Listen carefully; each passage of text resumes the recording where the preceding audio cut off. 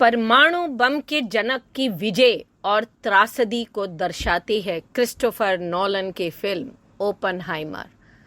दोस्तों से ज्यादा फिजिक्स में खोया रहने वाला ओपनहाइमर जाने परमाणु बम के जनक का Bhagavad Gita connection.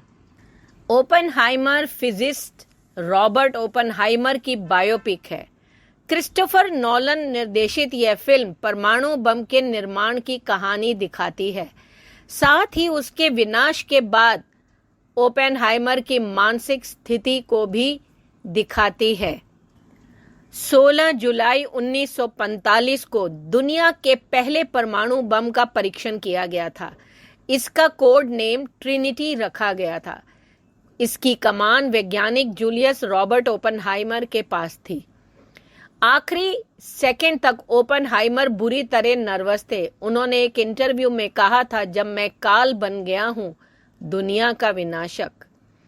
Christopher Nolan की फिल्म ओपनहाइमर चर्चा में बनी हुई है। अभी हाल ही में ये प्रदर्शित हुई और ये फिल्म भारतीय सिनेमा घरों में 22 जुलाई को रिलीज हो चुकी है और ताबड़तोड़ कमाई कर रही है। लगभग 3 घंटे की यह फिल्म दुनिया का पहला परमाणु बम बनाने वाले वैज्ञानिक जूलियस रॉबर्ट ओपनहाइमर की कहानी पर आधारित है। फिल्म में ओपनहाइमर का किरदार किलियन मर्फी ने निभाया है। ओपनहाइमर काफी रईस परिवार में पैदा हुए थे, लेकिन उनका जीवन सादगी से भरा था। ओपनहाइमर जिस समय अपना एकेडमिक कैरियर यानी एकेडमिक कैरियर मजबूत करने में लगे थे, तब उन्होंने भगवत गीता पढ़ने की ठानी। इसके लिए उन्होंने बकायदा संस्कृत सीखी। असल में ओपनहाइमर गीता के अनुवाद की बजाय उसके मूल स्वरूप को ही पढ़ना चाहते थे। ओपनहाइमर ने गीता के श्लोक का ही जिक्र एक इंटरव्यू में किया था। उन्होंने कहा था, मैं अब काल हूं जो लोगों का नाश करता हूं। रॉबर्ट हाइमर का जन्म 22 अप्रैल 1904 को न्यूयॉर्क में हुआ था। वो जर्मनी से आकर अमेरिका में बसे यहूदी अप्रवासी के बेटे थे।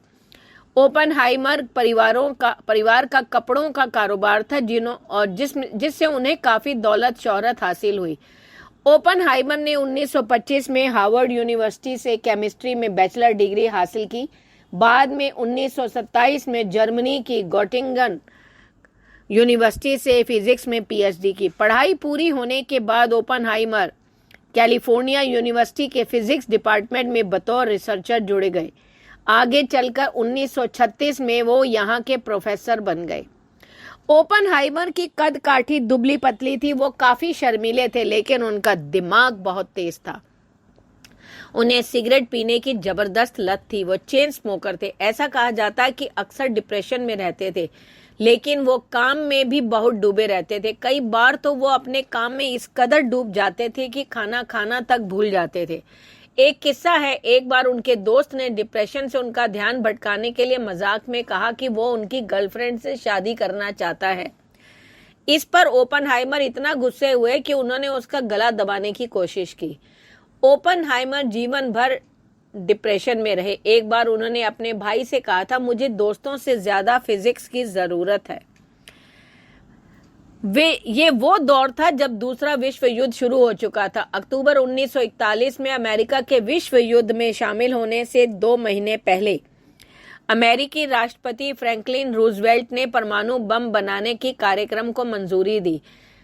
मई 1942 में नेशनल डिफेंस रिसर्च कमेटी के चेयरमैन जेम्स बी कॉर्नेट ने ओपनहाइमर को फास्ट न्यूट्रॉन की कैलकुलेशन करने के लिए बुलाया।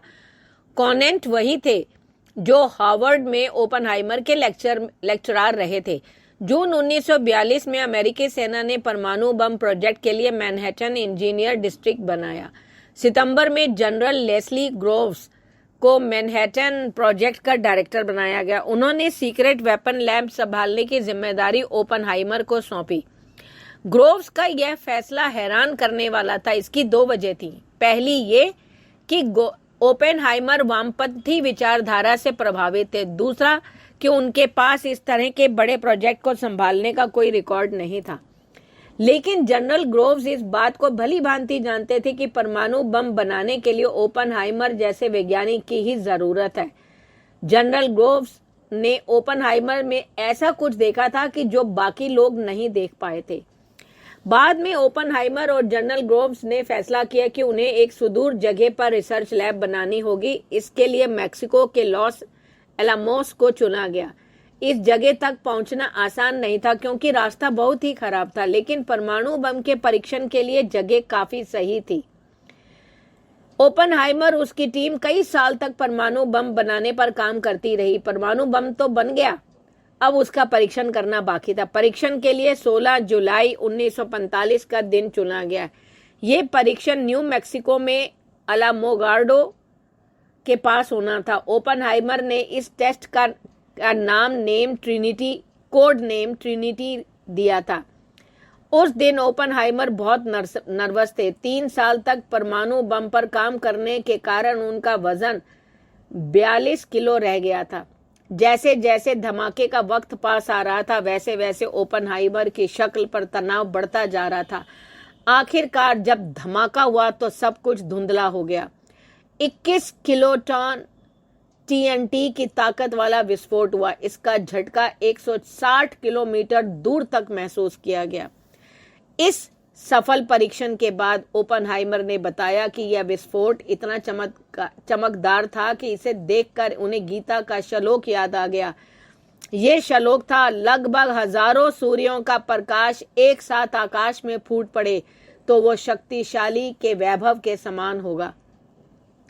सालों बाद एक इंटरव्यू में ओपनहाइमर ने बताया कि धमाके के बाद उसके मन में गीता का एक श्लोक आया था, मैं काल बन गया हूं, दुनिया का विनाशक।